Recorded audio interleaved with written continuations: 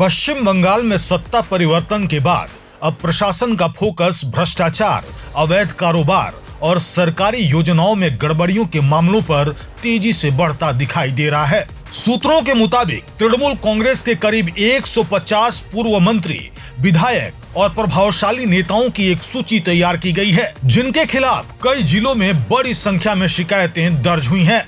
प्रशासनिक सूत्रों का दावा है कि इन शिकायतों की प्रारंभिक जांच के बाद संबंधित नामों को एक विशेष लिस्ट में शामिल किया गया है। आरोप है कि इन नेताओं और उनके करीबी लोगों के खिलाफ जमीन कब्जाने, सिंडिकेट चलाने, सरकारी योजनाओं के फंड में गड़बड़ी, मनरेगा जैसी योजनाओं के पैसे का दुरुपयोग, अवैध बालू, मिट्टी, कोयला और पत्थर कारोबार से जुड़े मामलों में शिकायतें मिली हैं। इसके अलावा नौकरी दिलाने के नाम पर धन उगाही और प्रभाव का दुरुपयोग करने जैसे गंभीर आरोप भी सामने आए हैं। सूत्रों के मुताबिक पिछले कई सालों में विभिन्न थानों में दर्ज शिकायतों में कई बड़े नेताओं के नाम सीधे तौर पर नहीं जोड़े गए थे। जांच अक्सर उनके करीबी सहयोगियों या स्थानीय कार्यकर्ताओं तक सीमित रही, लेकिन अब प्रशासन कथित तौर पर उन मामलों की दोबारा समीक्षा कर रहा है, जिसमें बड़े नेताओं की भूमिका होने के आरोप लगाए गए हैं। राजनीतिक गलियारों में चर्चा है कि आने वाले दिनों में कई हाई प्रोफाइल नेताओं को पूछताछ के लिए बुलाया जा सकता है। कुछ मामलों में गिरफ्तारी की संभावना से भी इनकार नहीं किया जा रहा। हालांकि प्रशासन की ओर से अभी तक आधिकारिक रूप से किसी नाम की पुष्टि नहीं की गई है। इस बीच राज्य सरकार के मंत्री और वरिष्ठ बीजेपी नेता दिलीप घोष ने भी टीएमसी पर तीखा हमला बोला। उन्होंने आरोप लगाया कि पार्टी के कई नेता कानून से बचने की कोशिश कर रहे हैं।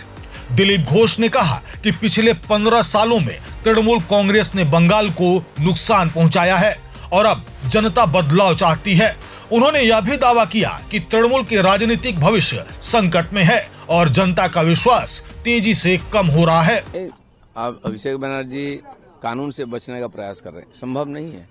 इसके पहले उनके जितने नेता अनुव्रत मंडल से पार्थो चटर्जी, सब लोगों ने यही ड्रामा किया था। बीमार है, हॉस्पिटल में है, अभी नहीं जाएंगे, लेकिन जाना पड़ा अंतिम, और गए तो अंदर ही चले गए। सबका इंतजार हो रहा है। नहीं, अब सबकी इंक्वायरी शुरू हुई ना। जो लोग सामने से इस प्रोग्राम का मेसी को ला करके प्रोग्राम किया, ड्रामा किया, सैकड़ों करोड़ रुपया इधर से उधर हो गया, उसका तो इंक्वायरी होना ही था। अब शुरू हुआ है, सीधा जो मामला हुआ है सामने जाके पुलिस को बोले। फिलहाल बंगाल के राजनीति में सबसे बड़ा सवाल यही है कि क्या वास्तव में 150 नेताओं के खिलाफ बड़े पैमाने पर कार्रवाई शुरू होगी या फिर यह मामला राजनीतिक आरोप प्रत्यारोप तक ही सीमित रहेगा। लेकिन इतना तय है कि आने वाले दिनों में पश्चिम बंगाल की राजनीति और ज्यादा गरमाने वाली है।